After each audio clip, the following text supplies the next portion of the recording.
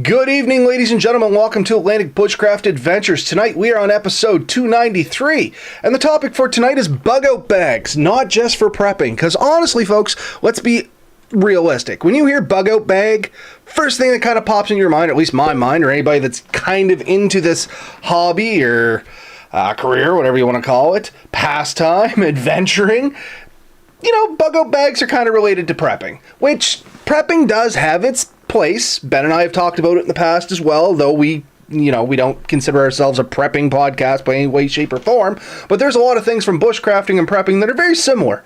And bug-out bags, that's one of those things. To me, a bug-out bag is not something that I have sitting around just for when, stuff hits the fan. I have one set ready to go for other aspects of my life, and I thought that's what we could talk about here tonight. And I know you have a bug-out bag or something similar as well, Ben, so what's your feelings on this? Yeah, well, when we were talking earlier, and by no means is this a long conversation, guys, Robert mentioned that the bag sometimes he has is in case somebody asks him last minute to do a trip and he's available and he wants to go. And that's really where mine sits. Mine is my pseudo camping bag, 90% set up. So it contains a lot of the stuff I would need to go. And oftentimes all I would have to do is grab one or two quick things and throw in there, and I could be on the road in 5-10 minutes at the most. So it's 90% set up. The only things that I would really ever change might be the bag itself, depending on the type of trip, or some of the kit. And I don't want to get into that too much because the rest of it's going to get there, and I don't want to get ahead of us. But yeah, it sits in my closet. It's actually within arm's reach of me right now. And that's where it sits, and it's ready to go. And it contains the stuff that I generally need. Yeah, that's kind of where I wanted to go with this too. And like you said, I'm sure we're going down that rabbit hole. For me, my bug-out bag, I'm going to say quote unquote, because for me it was my go bag is what I called it. You know what I mean? Yeah. It started when I worked back with natural resources. I'd always throw it in the back of the truck, and if we got onto a fire that lasted a long time, there was a couple times it wasn't worth driving home. Because home at the time was an hour and a half, hour and 45 minutes, one way. We were fighting these fires for 20 hours. If I drove home and drove back, that's 3 hours. That's like 1 hour of sleep.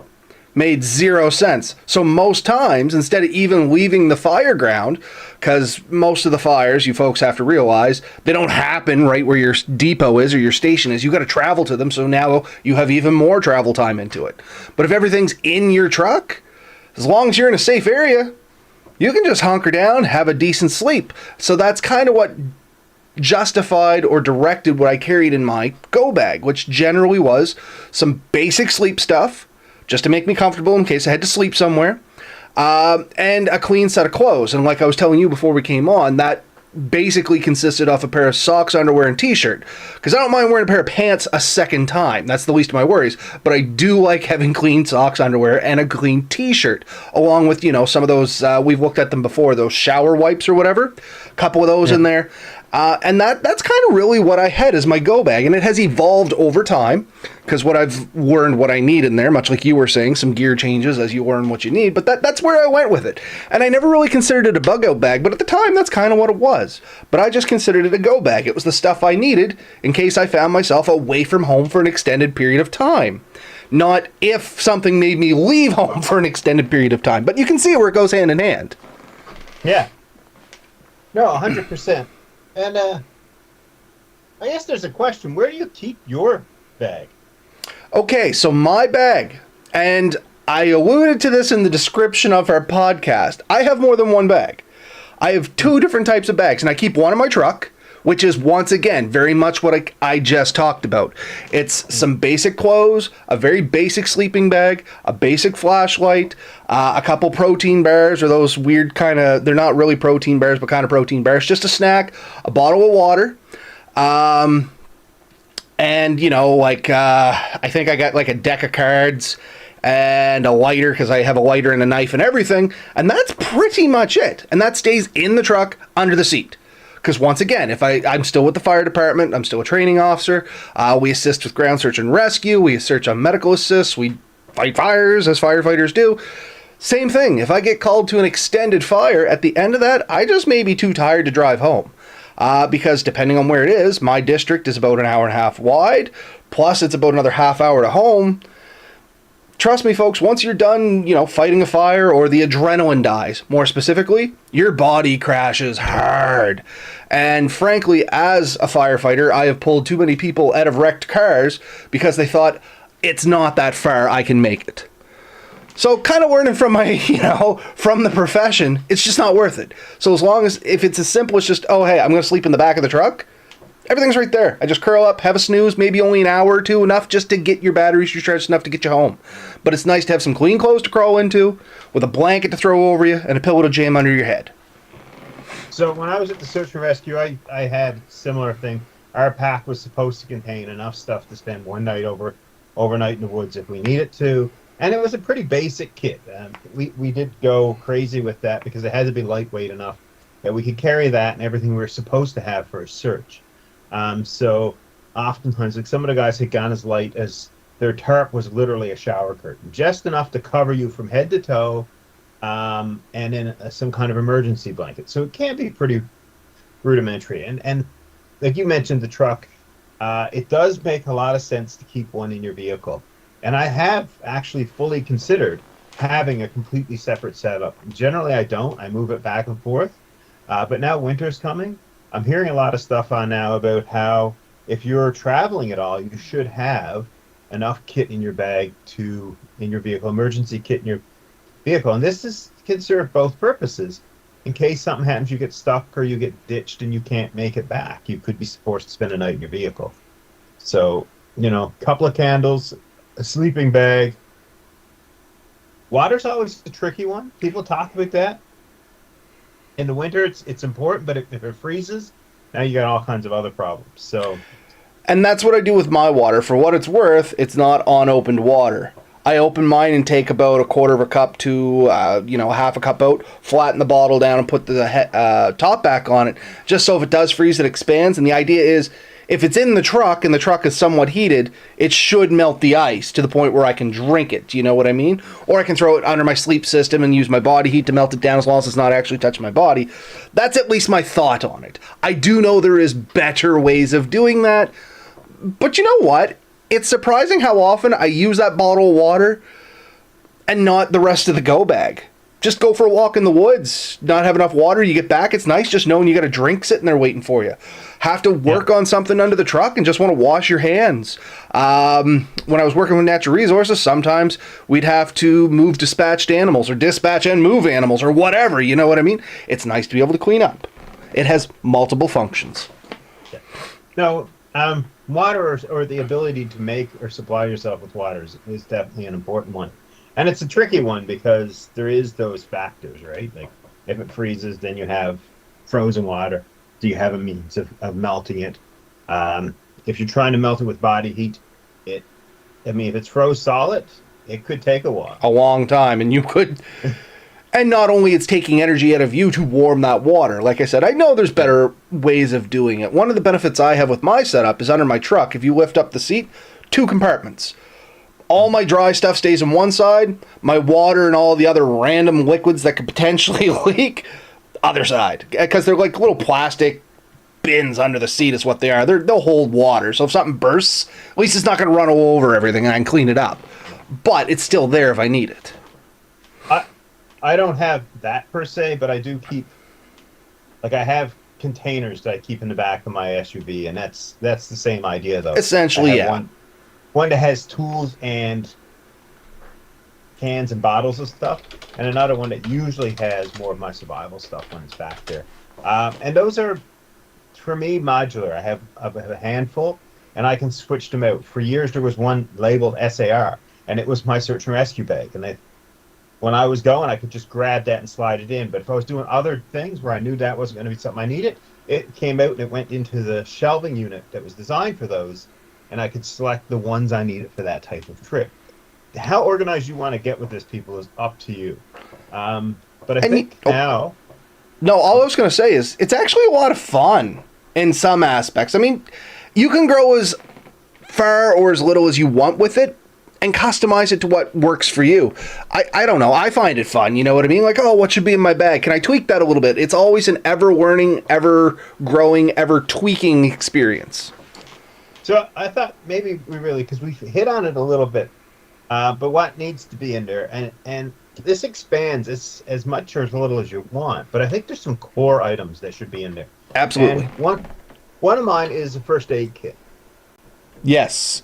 And I agree. Some form of first aid kit. Once again, I got the benefit I always have a first aid kit in my truck, so it's not something I worry about in that specific bag. Much like you, I got a camping bag that sits in here in my office just under the thing. Yeah. Like you, is half packed. It's got a first aid kit in it. But you need something for basic cuts, bruises, scrapes, burns, blisters. My 2 cents. Anything you want to add into that? No, but an expansion or an add-on to my first aid kit is actually a repair kit, and they go hand in hand for me.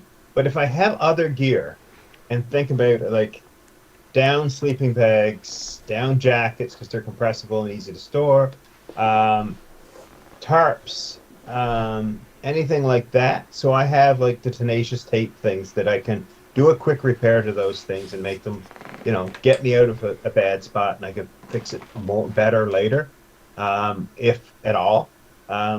If there's anything inflatable, I have the patches for those items. That could be your air mattress, or maybe you have like flotation devices that you're taking for whatever reason. I have some of those that I take too. SUPs, canoes, kayaks, type things that are inflatable. Stuff like that. So I have a repair kit, and it's usually based on the type of stuff I expect to have.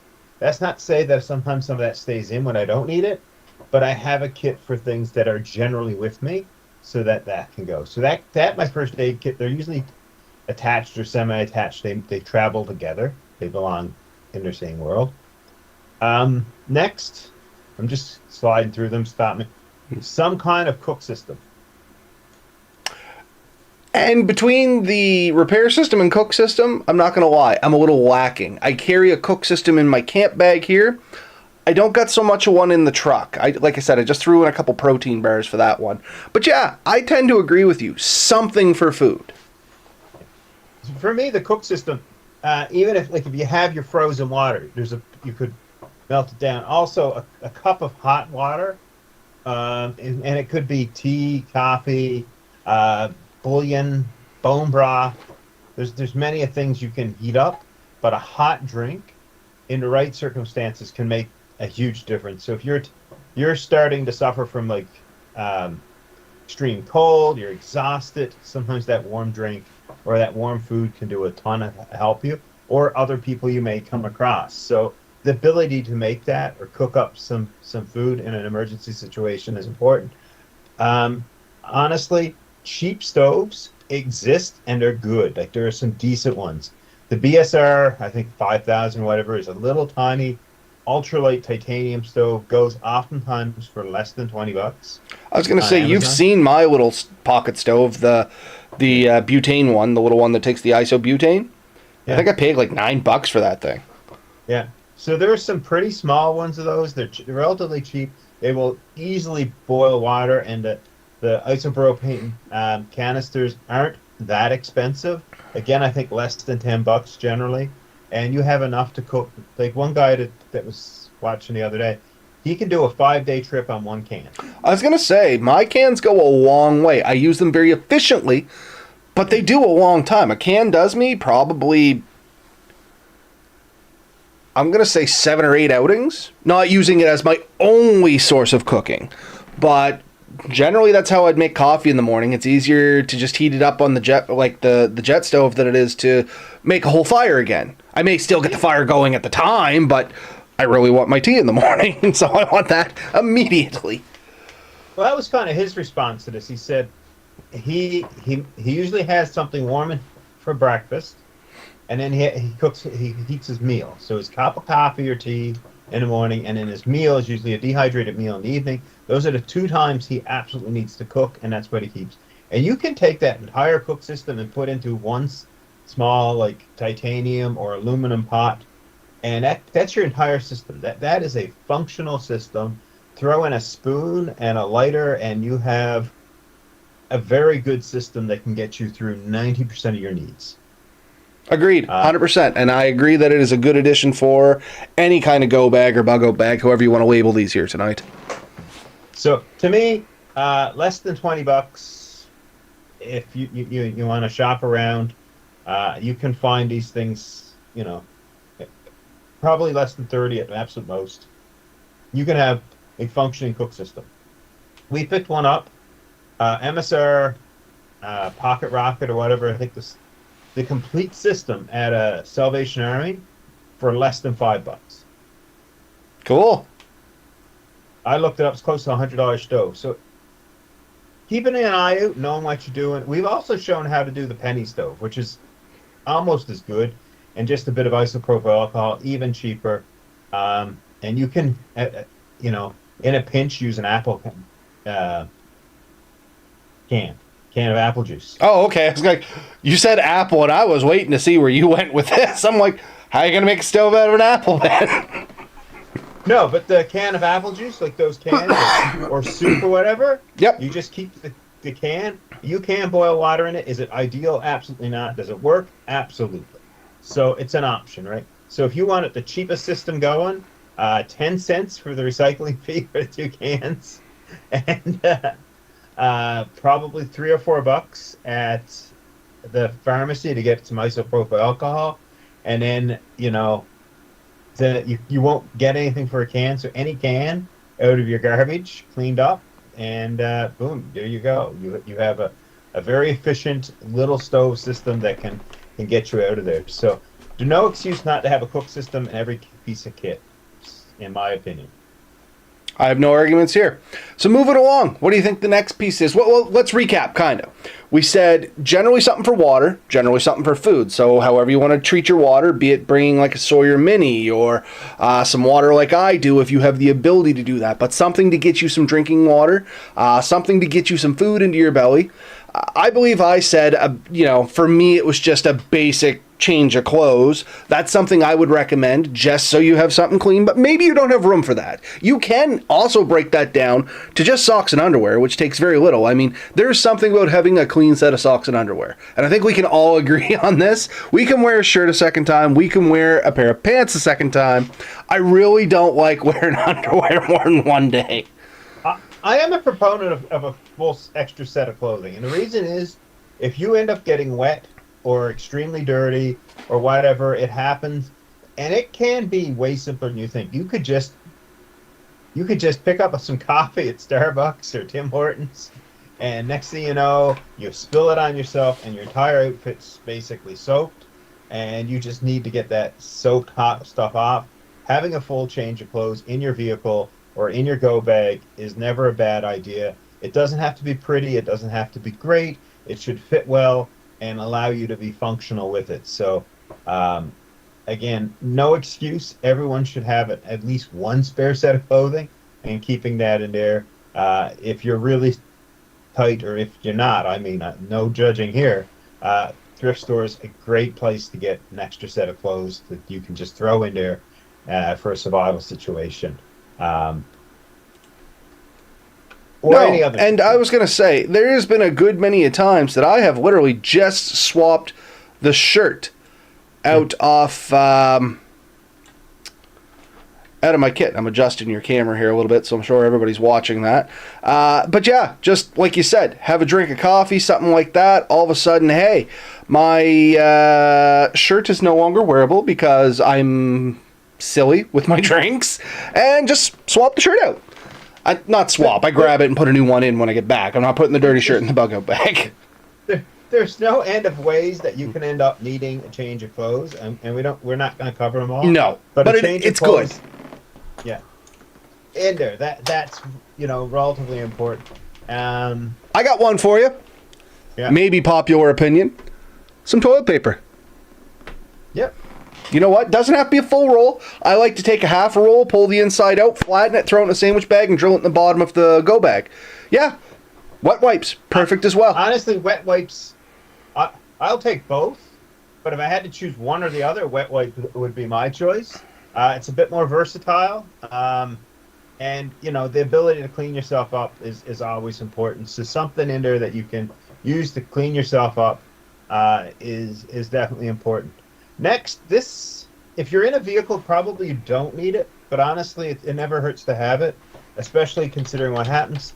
Some kind of shelter, and I would recommend at least 6x6, if not 8x8. Yeah, no, 100%. I agree with you. I still carry one in the truck. Once again, keeping in mind, folks, my truck kit is very tailored to my truck. I have a lot of niceties on my truck that complement my go bag. For instance, as Ben knows, on the back of my truck, I got a full-size toolbox. Goes across the back, it's got 2 things on it. I carry a ton of stuff in there. There's probably 4 tarps, a hatchet, a saw. There's a bunch of other stuff in there that always stays in there, always with the truck, which I know is going to be there if I need it. Might be some good stuff, like Ben said, for you folks to think about if you want to go bag. If you generally drive a Honda Civic, and I'm not picking on Civics, but I mean, it's a vehicle that generally most people are not going to be banging around in the woods in, like my truck. You probably don't need to carry the saw on there and the axe and everything else, or maybe you do, I don't know. Look at your situation. But here's the thing, a tarp, go to Canadian Tire, Walmart, Dollar Store, pick up the blue cheap tarp, and you throw that. It sits pretty flat. It doesn't take up hardly any room. But if you get yourself a flat tire and you have to go out and change that tire in heavy rain, you can, I've done it with magnets, stick a couple of magnets and just hang it at the side of the vehicle and then pin it behind you, and you're out of the rain and you can actually do it. Because if not, you're sitting there with rain pouring over your hands, pouring in your eyes. You're absolutely miserable, and you're going to hate that existence. Like, it is miserable. If you can get the rain off of you, that makes that situation so much more manageable. Plus, maybe you have to get away from the vehicle for whatever reason. The ability to throw a piece of shelter up, keep the cold, the wind, the rain off of you is really important. You can do the same thing with your hood. Put your hood up, attach it to the hood, drape it behind your back, and now you can look under the hood without getting too wet.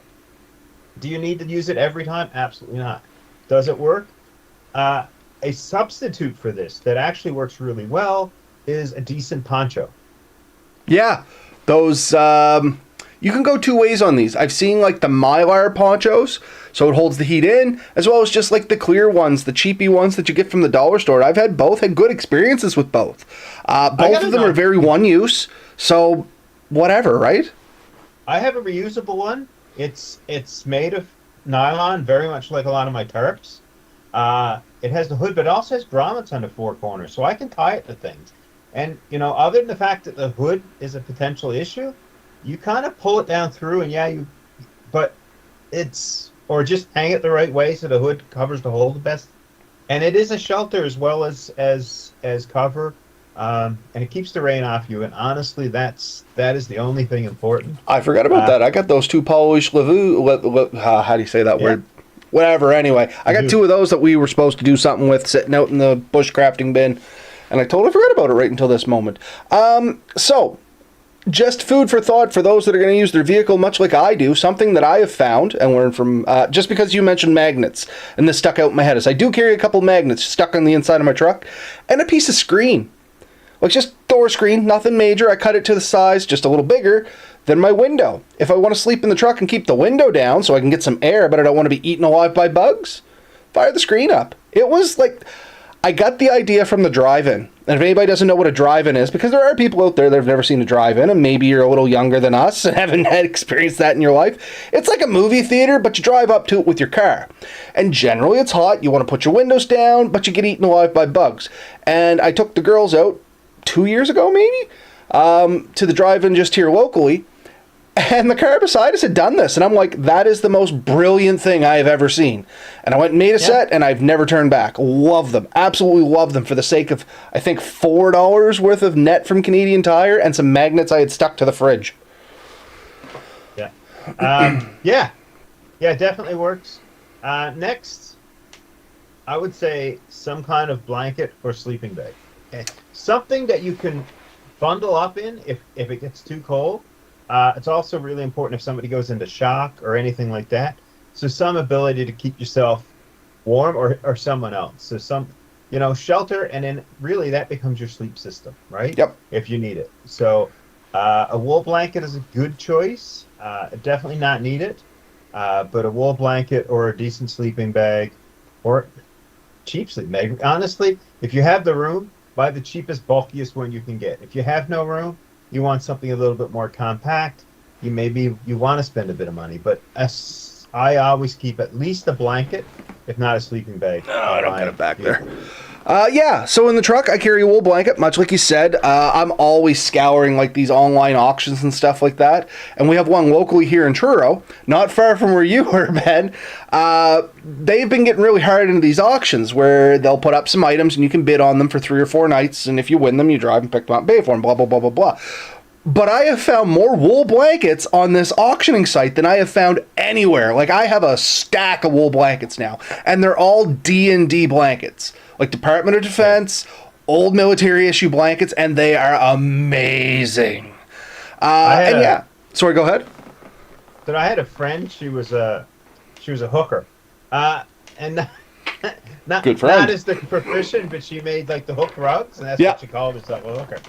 And they absolutely love those wool blankets, and they have a machine to cut them into strips, which breaks my heart. I'm like, we're fighting over the same object, but I want to preserve it for what it was meant for, and they want to tear them up so they can make these rugs. And I'm like, you're taking beautiful brand, like in good shape wool blankets, and then slicing up. Absolutely, they would. Oh man, so, like literally, I had to say no to 3 more that just came up on the auction that's closing tonight because I have so many of them now.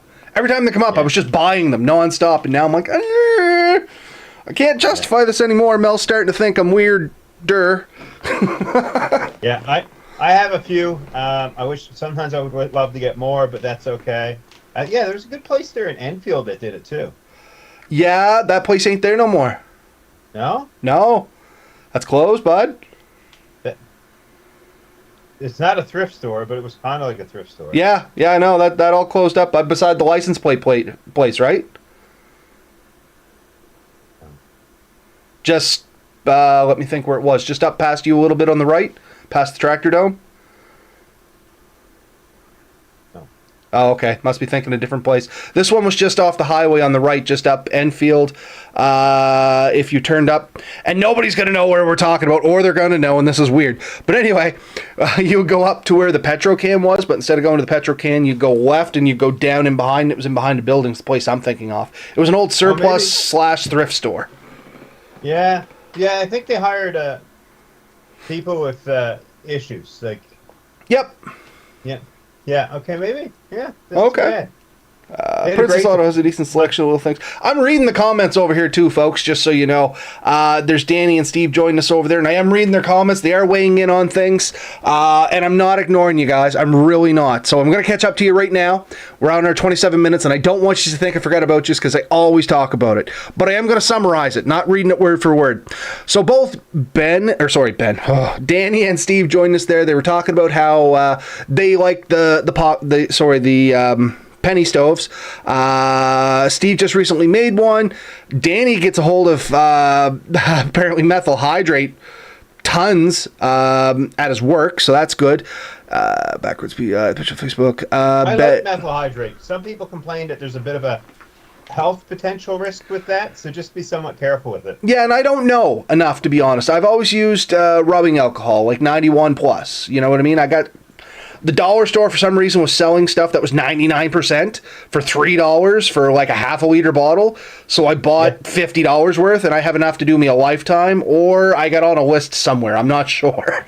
But in any case, anyway, they're joining us here tonight. So where do we want to go from here, Ben? Because we are coming up on our time. What's the last couple things you think we should be talking about? So we got clothing, we got cooking, food. Let's say we have shelter, and we have your body heat, so it's a sleep system. The last thing I would definitely have to be, honestly, lighting. Yes, and you mentioned at the start, candles are a good way to go because they do provide a little bit of heat, and they're sustained, as well as a flashlight or a headlamp. Yeah.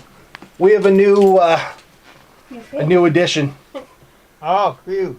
So, this is a rescue from Texas. We've had her, 5 days now, something like that? My little guy's doubled in size since the last season. Yeah, this is the biggest this one's getting. We got an adult. She's 2. Anyway, yeah, so I agree with you. Lighting. A headlamp and some candles is a good way to go. I carry a candle in the truck.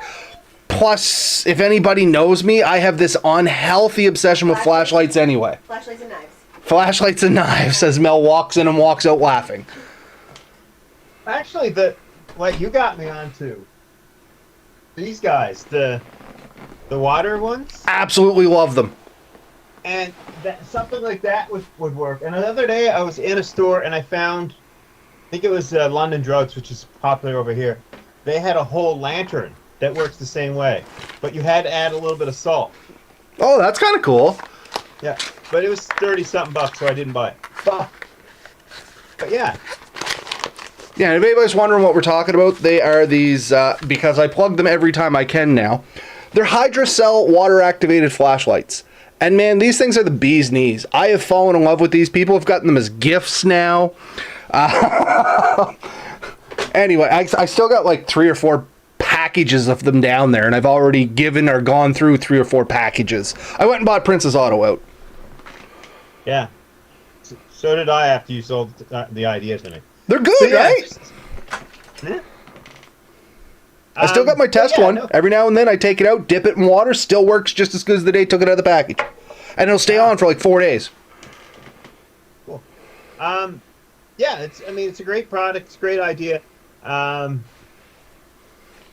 those are sort of the main things. Is there more you can put in there? Absolutely. You can put chairs in there. You can put some kind of entertainment in there. You can put actual food in there.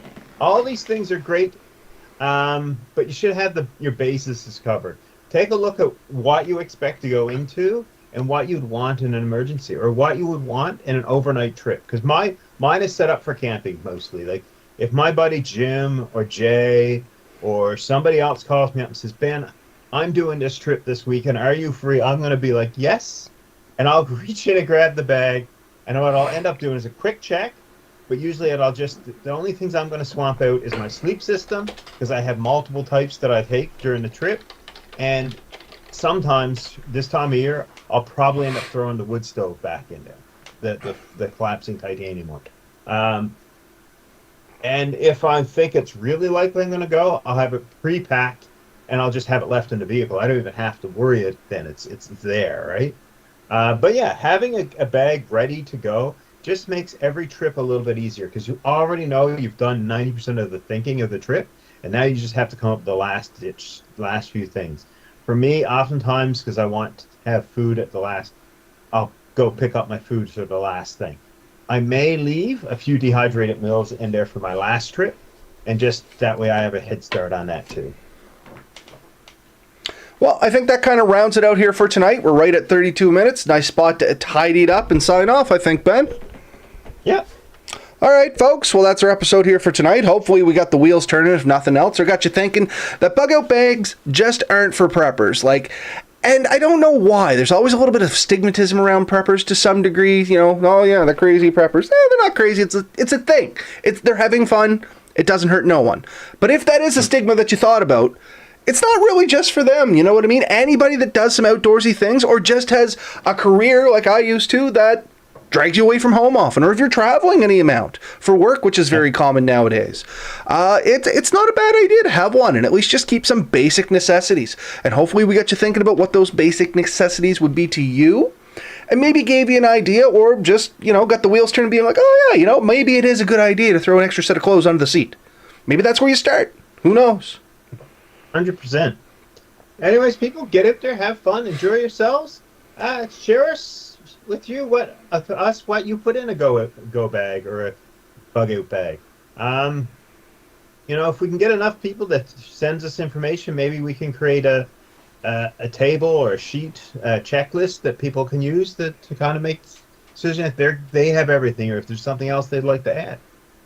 Yeah, 100%. I'd love to see what other people carry in theirs, because I'm sure it's going to be very vast. Things that I mentioned here tonight, somebody may be like, there's no need for that. And I may see something on somebody else's list that's like, holy crap, that's a great idea. That's how this all works. Share information. Anyway, folks, hope you enjoyed it. We'll see you next week. Get out there, have fun, play safe, get dirty, all